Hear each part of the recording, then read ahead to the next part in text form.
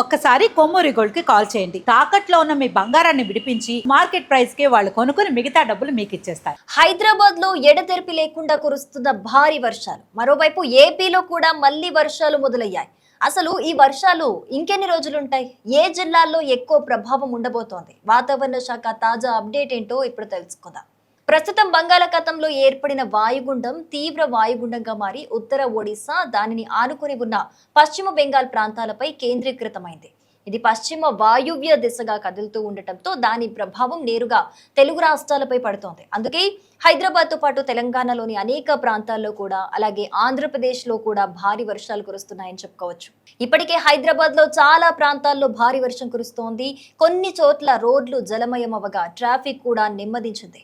ఇదే పరిస్థితి రాబోయే కొన్ని గంటలు, అలాగే వచ్చే 3 రోజుల పాటు కూడా కొనసాగొచ్చని కూడా వాతావరణ శాఖ హెచ్చరిస్తోంది. తెలంగాణ విషయానికి వస్తే గనక పెద్దపల్లి, కరీంనగర్, సిద్దిపేట, మెదక్, యాదాద్రి భువనగిరి, మేడ్చల్, హైదరాబాద్, రంగారెడ్డి, వికారాబాద్, నల్గొండ, సూర్యాపేట జిల్లాల్లో తేలికపాటి నుంచి మోస్తారు, అక్కడక్కడ భారీ వర్షాలు కురిసే అవకాశం ఉంది. ఈ ప్రాంతాల్లో గంటకు 30 నుంచి 40 కిలోమీటర్ల వేగంతో ఈదురు గాలులు కూడా వీచే అవకాశం ఉందని అధికారులు సూచనలు చేస్తూ ఉన్నారు. ఇక ఆంధ్రప్రదేశ్ లో పరిస్థితిని చూస్తే గనక అల్లూరి సీతారామరాజు జిల్లా, పోలవరం పరిసర ప్రాంతాలు, కాకినాడ, తూర్పు గోదావరి, పశ్చిమ గోదావరి, ఏలూరు జిల్లాల్లో ఉరుములు, మెరుపులతో కూడిన తేలికపాటి నుంచి భారీ వర్షాలు కురిసే అవకాశం కనిపిస్తోంది. ఈ ప్రాంతాల్లో గంటకి 40 నుంచి 60 కిలోమీటర్ల వేగంతో బలమైన ఈదురు గాలులతో వర్షాలు కురిసే అవకాశం కనిపిస్తోంది.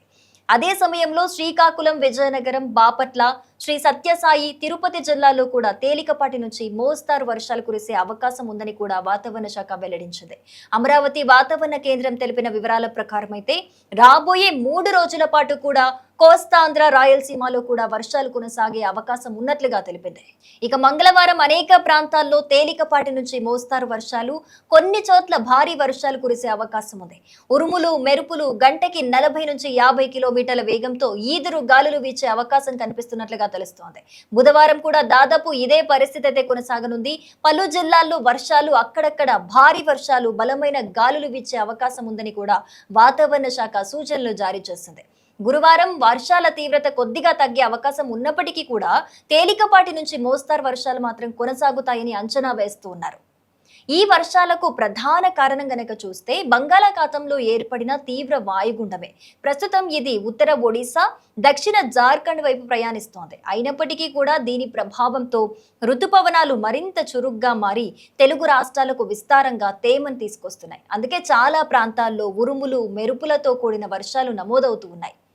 ఈ నేపథ్యంలోనే వాతావరణ శాఖ ప్రజలకు కీలక సూచనలు జారీ చేస్తోంది.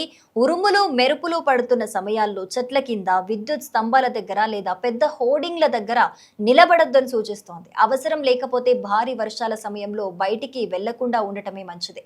డ్రైవింగ్ చేసేవారు కూడా అప్రమత్తంగా ఉండాలని కూడా అధికారులు సూచనలు జారీ చేస్తూ ఉన్నారు. ఈ వర్షాలు రైతులకు మాత్రం కొంత ఊరటనివ్వనున్నాయని చెప్పుకోవచ్చు.